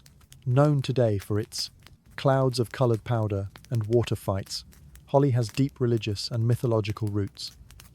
At its core, it celebrates the victory of good over evil, the arrival of spring and the burning away of the old to make room for renewal. The festival begins the night before the colour with Holikika Dahan, the ceremonial bonfire. Its origins lie in the myth of Prada, a devout follower of the god Vishnu and his demon father Hiranyakashipu, who demanded to be worshipped instead. When Prahlada refused, his father conspired to kill him by placing him on the lap of his sister Holika, who was immune to fire. But divine justice had other plans. Holikika burned, and Prada emerged unharmed. Every year, Holika's effigy is burned in bonfires across India. The fire symbolizes the destruction of ego, hatred and evil, and the cleansing of the soul through light and heat. And then comes the color. The next morning, the streets transform into a living kaleidoscope. People throw gulal, vibrant colored powders, at each other, drench friends with colored water, and dance to drums and flutes. It's impossible to stay clean or somber, but this chaos is ritual chaos. Social boundaries collapse. Rich and poor, old and young, men and women all become equals under layers of red, green, blue, and yellow. Enemies reconcile. Strangers become companions. For one day, the world becomes unrecognizable, and beautifully so. Holi also connects to the legend of Krishna and Rud, where Krishna, self-conscious about his dark skin, playfully smeared colour on Rud's fair face. Their divine romance became an eternal metaphor for playful love and divine unity. That's why Holi isn't just fire and purification. It's flirtation, joy and affection. Underneath the prosing, celebration is a spiritual message, the cycle of seasons, the resilience of the soul, and the beauty in embracing impermanence, because after the flames die down and the colours fade from your skin, what remains is the lesson Holi was always trying to teach. Light returns, joy is sacred, and rebirth is always just around the corner. Amid the thunder of Roman armies and the pomp of imperial parades, there existed a ritual so secret, so exclusive, that even Rome's most powerful men were banned from attending. No senators, no priests, no emperors, only women. This was the festival of Bonadea, the good goddess, held each December at the home of Rome's highest magistrate. The festival was both religious and mysterious. It honoured a goddess associated with fertility, healing, chastity, and the earth. But her exact origins and functions remain elusive, and that's by design. Everything about Bonadea was cloaked in feminine secrecy. The rites were conducted by the Vestal, virgins, Rome's most sacred priestesses, and attended only by elite Roman women. Men were strictly forbidden, not just from participating, but even from knowing the rituals. In fact, not even male historians knew what happened during the male historians' ceremony. What we do know comes from scandal. In 62 B.C.E., the festival exploded into public controversy. That year, Julius Caesar, then Pontifex Maximus, was hosting the rites in his home as required, even though he couldn't attend. But his wife, Pompeia, was in charge of hosting the female-only celebration. Things took a turn when a reckless aristocrat named Publius Claius Pulchar disguised himself as a woman and sneaked into the ceremony, allegedly to seduce Pompeia. He was caught. A trial followed, turning a private sacred ritual into a public spectacle. Although Claius was acquitted, likely through bribery, Caesar divorced Pompeia, famously declaring that Caesar's wife must be above suspicion. But beyond scandal, the Bonadea festival reveals something rare, a sacred space entirely controlled by women, where their concerns, fertility, health, family, the rhythms of the body were placed at the center of religious life. It was a moment when Rome's rigid patriarchy stepped aside, and the divine feminine reigned in secret. Wreaths of myrtle were banned, a symbol of Venus and possibly sexual love. Wine was disguised as milk. Music, incense, and offerings were made, perhaps even symbolic fertility rites. But no man ever saw them. No man ever would. And maybe that's the point. In a world that documented everything, the most powerful rituals were the ones no one wrote down. Because sometimes the sacred must remain unseen, protected by silence, and passed down only through whispered memory. Long before it became a medieval obsession with turning lead into gold, alchemy began in the temples and tombs of ancient Egypt. But in Egypt, it wasn't called alchemy. It was known as chemia, meaning the black art, a reference not to anything sinister, but to the rich, dark soil of the Nile Valley known as Kemet, the Black Land. To the Egyptians, transformation wasn't just physical, it was sacred. It applied not only to matter, but to the soul. The ancient Egyptians were already masters of practical chemistry. They produced cosmetics, perfumes, glass, dyes, and metal alloys. They practiced advanced techniques in embalming using resins, salts, and linen to preserve the body for eternity. But these weren't just medical procedures. These were rituals of transformation, performed with divine intent. Every act of mummification, every pigment ground into paint, was part of a cosmic process, the preparation of the body and soul for rebirth in the afterlife. In fact, death itself was seen as a kind of alchemical operation. Just as metals could be purified in fire, the soul of the dead had to be refined through trials in the underworld. The Book of the Dead, full of spells and incantations, acted like a guide for this spiritual transmutation. Central to Egyptian thought was the figure of Th, the ibis-headed god of wisdom, writing, and sacred knowledge. Later, when Greek and Egyptian cultures fused during the Ptolemaic period, Th was identified with the Greek god Hermes, creating the mythical sage Hermes Trismegistus, thrice great Hermes. He would become the legendary author of the Hermetic texts, mystical writings that laid the foundation for alchemy as a spiritual science. These texts spoke not just of material processes, but of divine unity, of the correspondence between the macrocosm and microcosm, as above, so below. In Egyptian alchemy, the transformation of matter was symbolic of the transformation of the soul. Turning base metals into gold was just a metaphor for turning an imperfect self into a purified being. So when later alchemists in Greece and Europe searched for the philosopher's stone or eternal life, they were really carrying forward an ancient Egyptian idea that true transformation doesn't begin in the lab, it begins in the heart. While Egypt gave alchemy its ritual soul, ancient Persia gave it a moral spine, a cosmic framework rooted in the eternal struggle between light and darkness. In the heart of the Persian Empire, long before medieval laboratories, the teachings of Zoroaster, Zarathustra shaped a worldview where transformation was not only desirable, it was necessary. His dualistic vision split the universe into two opposing forces: Ahura Mazda, the god of light, truth and order, and Angra Manu, the spirit of darkness and chaos. This wasn't just myth, it was metaphysics, and it deeply influenced alchemical thinking.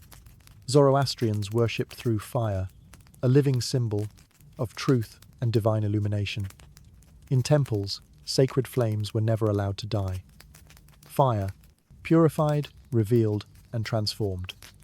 Just like the alchemist's furnace, centuries later, Persians also developed advanced metalwork techniques.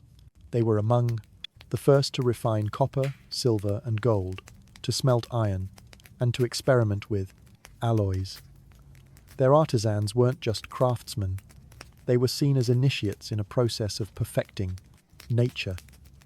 Smelting ore into shining metal was viewed as an act of cosmic alignment, elevating raw, chaotic matter into something orderly and pure.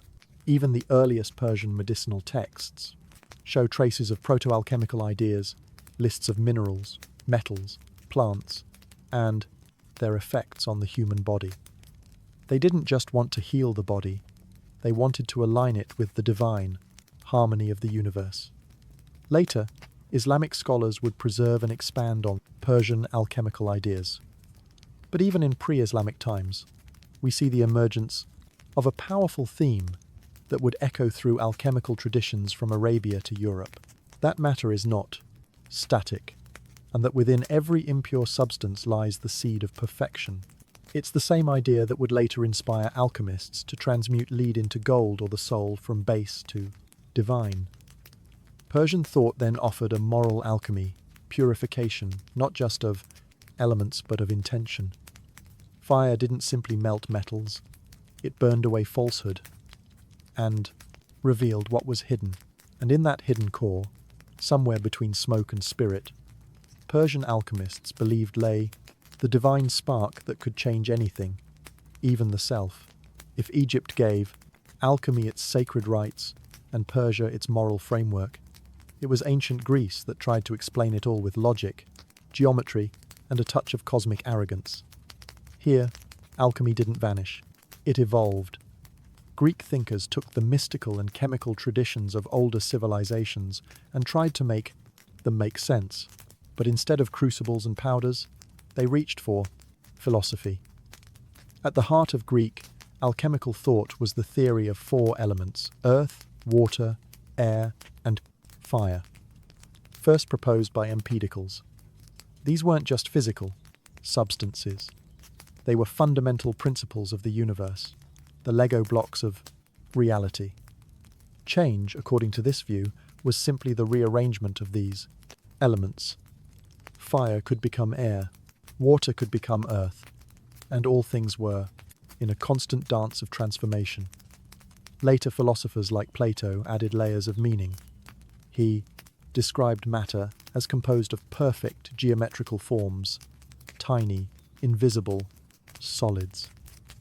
In this version, alchemy became a quest not just for chemical reactions, but for harmony with the ideal world. Then came Aristotle, who altered everything. He proposed that all matter had four essential qualities: hot, cold, wet, and dry. By changing these qualities, you could change the substance itself. Lead was dry and heavy. Gold was balanced and radiant. So, if you could shift lead's properties, make it more noble, it could, in theory, become gold. Sound familiar? This idea of transmutation, changing one substance into another, became the cornerstone of all later alchemy. But the Greeks didn't stop at theory. In Hellenistic Alexandria, a melting pot of Egyptian mysticism, Greek philosophy, and Babylonian astronomy, alchemy as a practice finally began to take shape. Here scholars and mystics recorded early recipes for dyes, perfumes, and metal alloys, but always wrapped in symbolic language. And it's here that the mythic figure of Hermes Trismegistus emerged, part Egyptian Thoth, part Greek Hermes, credited with writing the Hermetic corpus. These texts spoke of purifying not just matter, but the soul, urging practitioners to seek divine union through inner transformation. To the Greeks, alchemy wasn't about making money.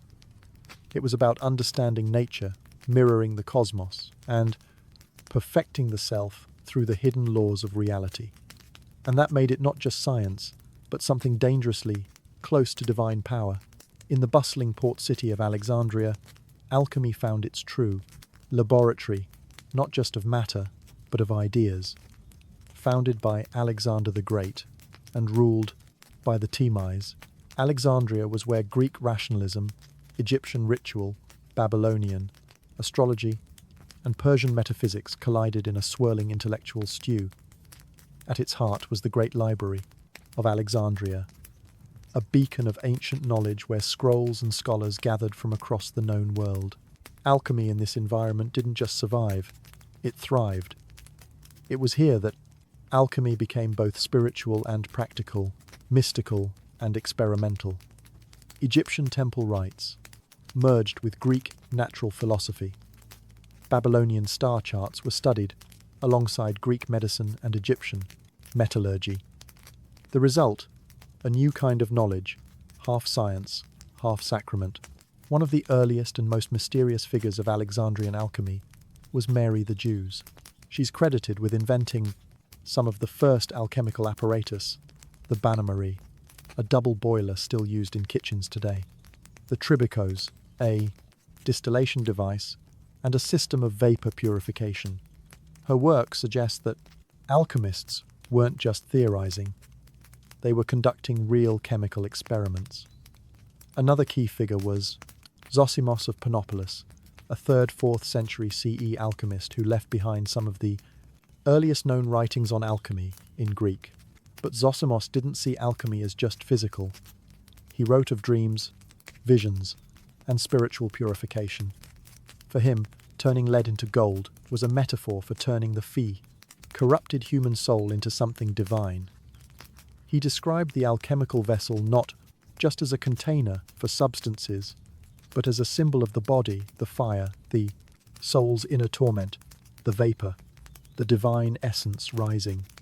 His writings blurred the line between chemistry and mysticism, matter and metaphor. Alexandrian alchemists also leaned heavily on Hermeticism, the teachings of Hermes Trismegistus. As above, so below, they wrote. The microcosm reflects the macrocosm. Purify one, and you touch the proof, other. In Alexandria, alchemy was no longer just about materials. It was about reality itself. It asked not just what things were made of, but why they could change, and whether the soul could be transformed alongside matter. Alchemy had become a mirror of soul, the cosmos, and of ourselves, and it was only just getting started. When the great library of Alexandria fell into ruin and Europe slipped into the early Middle Ages, it was the Islamic world that became the new guardian of alchemical knowledge. From the 8th to the 13th centuries under the Abbasid Caliphate, the Islamic Golden Age turned cities like Baghdad, Cairo, and Cordoba into centers of scientific and philosophical inquiry. Greek, Persian, and Indian texts were translated into Arabic at record pace, and among them were the foundational writings of alchemy. But here's the twist. Islamic scholars didn't just preserve ancient alchemy, they transformed it. Enter Jabir ibn Hayyan, known in the West as GBA, a polymath working in 8th century Kufa. He's often called the father of chemistry, though his legacy is steeped in mystery. Jabir's writings, which number in the hundreds, blended Greek elemental theory, Persian mysticism, and Quranic cosmology into a structured science. He introduced a systematic approach to experimentation. He believed all metals were composed of sulfur and mercury, not in the literal sense, but as principles. Sulfur, representing combustion and change, mercury standing for liquidity and volatility. According to Jabir, if you could balance these two forces, you could transmute one metal into another. He also introduced techniques still recognizable today: distillation, crystallization, sublimation, filtration, and calcination. His apparatuses became the plain blueprint for medieval laboratories. But Islamic alchemy wasn't just technical. It retained the spiritual heart of earlier traditions. Alchemy was seen as a path to divine understanding. Transforming matter was a metaphor for purifying the soul, aligning with God's order in the universe. Later alchemists like Al-Razi, Rhazes, and Avicenna, Ibn Sina, debated alchemy's legitimacy.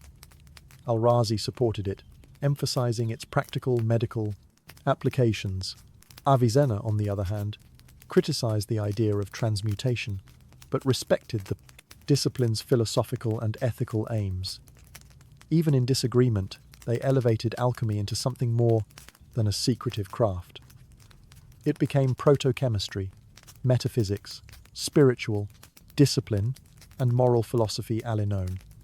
European scholars would later rediscover these Arabic texts, translating them into Latin and reviving alchemy in the West. But the soul of that alchemy, the belief that matter and spirit mirrored each other, was preserved, clarified, and systematized by Muslim scholars.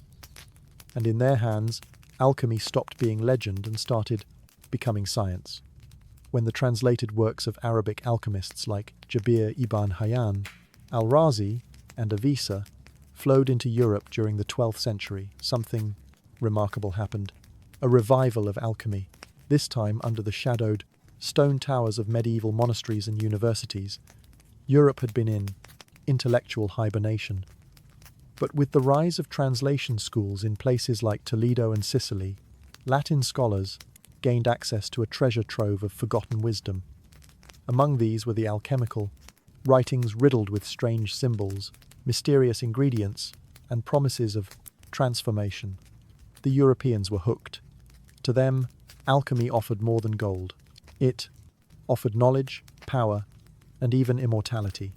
The elusive philosophers, stone became the Holy Grail, said to transmute base metals into gold and bestow eternal life. But it wasn't just a material object. It symbolized the perfection of both matter and spirit. Medieval alchemists took this dual nature seriously. Figures like Albertus Magnus and Roger Bacon were both friars and experimental scientists. They believed that God had encoded the secrets of creation into the natural world, and that alchemy was a way to read that divine script. For them, alchemy wasn't sorcery. It was Christian natural philosophy, a means to understand the divine order through the transformation of substances. Laboratories became monastic cloas of fire and glass. Retorts, Olympics, crucibles, and furnaces filled with substances like sulfur, mercury, antimony, and lead. Experiments were recorded in coded texts full of allegory and metaphor. A tradition that made alchemy seem arcane and impenetrable. But beneath the symbolism, serious work was being done. One of the most influential figures of this period was Pseudo-Geber, a mysterious Latin writer who adapted Arabic works into European forms. His books became standard references for later alchemists. Another key name was Arnold of Villanova, who blurred the lines between medicine and alchemy, focusing on creating elixirs that could heal and rejuvenate the body. For all its secrecy, medieval alchemy wasn't underground. It was debated in universities, sponsored by princes, and practiced by priests.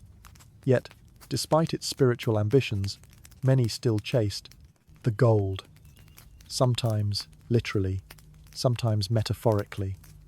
And so, medieval Europe kept the flame of transformation burning. One part faith, one part fire, and one part philosophical dream.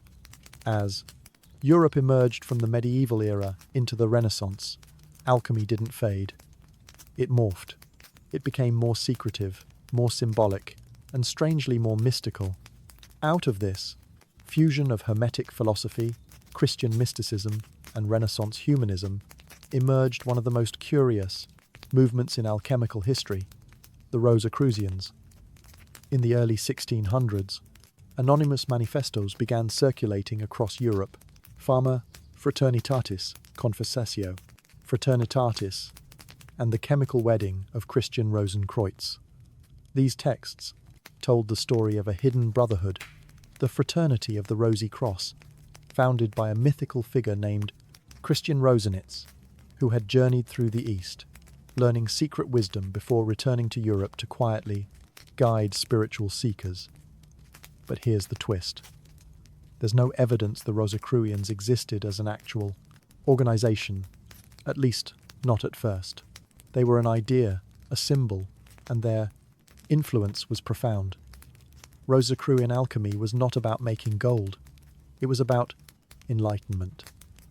It combined alchemical transformation with Christian esotericism, seeing the purification of metals as a metaphor for the purification of the soul. The philosopher's stone became a symbol for Christ consciousness, inner rebirth, and union with the divine. Their manifestos promised a reformation of science, religion, and politics. a secret spiritual revolution that would lead humanity into a new golden age. But they offered no addresses, no names, no leaders, just symbols, the rose, secrecy and beauty, and the cross, sacrifice and transformation. This was alchemy as spiritual allegory, rich in metaphor, full of veiled references. The Rosicrucian believed that truth was hidden not because it was forbidden, but because it had to be earned through personal transformation. Their ideas influenced scientists, mystics, artists, and poets. Isaac Newton owned Rosicrucian texts. Johann Valentin Andrea, thought to be the author of The Chemical Wedding, saw the story as allegory. Yet, it spread like wildfire through occult circles. By now, alchemy had become layered with meaning. To some, it was still about materials. To others, it was pure metaphor. To the Rosicrucian, it was a spiritual path hidden in plain sight. And though their brotherhood may have been mythical, their influence was very real, whispering through the centuries that the true gold is within. As the 17th century unfolded, alchemy began rubbing shoulders with something unexpected, modern science. But it wasn't a clean break. The line between alchemist and chemist was blurred, and many of the figures who built the scientific method were, paradoxically, still chasing the philosopher's stone. One of the most famous examples, Isaac Newton. Yes, the same man who formulated the laws of motion and gravitation spent more time in his life studying alchemy than physics. In secret, Newton filled notebooks with arcane experiments, analyzing ancient symbols and attempting to uncover the divine mechanics of the universe. To him, the cosmos was a divine machine, and alchemy was a language written in fire and gold to understand it. Newton wasn't alone. Robert Boyle, often called the father of modern chemistry, was also steeped in alchemical thought. His famous 1661 book, The Skeptical Chemist, challenged the classical four-element theory and laid the groundwork for chemical analysis. But Boyle also believed in the transmutation of metals and saw alchemy as a valid field of inquiry. So what changed? The key difference was methodology. Alchemy had long been shrouded in symbolism, secrecy, and spiritual metaphor. But emerging scientists began demanding clarity, repeatability, and evidence. They started shedding the mystical language in favor of quantifiable results. The laboratory, once a place of occult wonder, became a space of measurable reaction and precision. Tools, alchemical instruments, crucibles, olympics, furnaces evolved into the backbone of modern chemistry. The dream of turning lead into gold faded, replaced by the practical pursuit of understanding matter's building blocks. And yet, the alchemical worldview didn't entirely disappear. The notion that matter can transform, that systems contain hidden patterns, and that humans can shape the natural world through deep understanding. These alchemical ideas quietly endured. They simply dressed in lab coats instead of robes. By the 18th century, alchemy was largely dismissed as pseudoscience.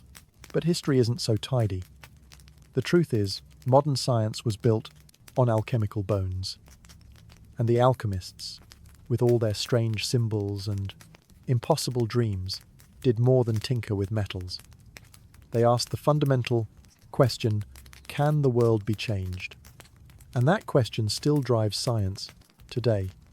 By the 19th century, alchemy had seemingly vanished, dismissed by rational thinkers as a quaint relic of pre-scientific superstition. But like mercury in a flask, its essence never truly disappeared. Instead, alchemy transmuted, finding new life in psychology, literature, art, and even modern spirituality. The most surprising inheritor of alchemical thought, Carl Jung, the Swiss psychologist. To Jung, alchemy wasn't about literal transmutation. It was a symbolic map of the human psyche. He studied alchemical texts obsessively, recognizing in their cryptic diagrams and metaphors a language of the unconscious. The philosopher's stone became a symbol of self-actualization. The alchemical process, calcination, dissolution, fermentation, coagulation mirrored the psychological journey toward individuation, the integration of all aspects of the self. Alchemy, Jung believed, was the original therapy, a coded spiritual practice disguised as proto-chemistry. Its real aim wasn't to make gold, but to heal the soul. And in this sense, alchemy never stopped evolving. In literature, it lives on in works like Faust's The Alchemist, and countless fantasy stories where hidden knowledge, transformation, and redemption take center stage. In modern spirituality, alchemy serves as a metaphor for personal growth. The idea that life's suffering, if refined, can produce wisdom and wholeness. Even in science, echoes remain. The dream of alchemy, to understand and master the transformation of matter, finds a curious reflection in nuclear physics, where elements really can be transmuted. The alchemists were wrong about how it works, but not that it was possible.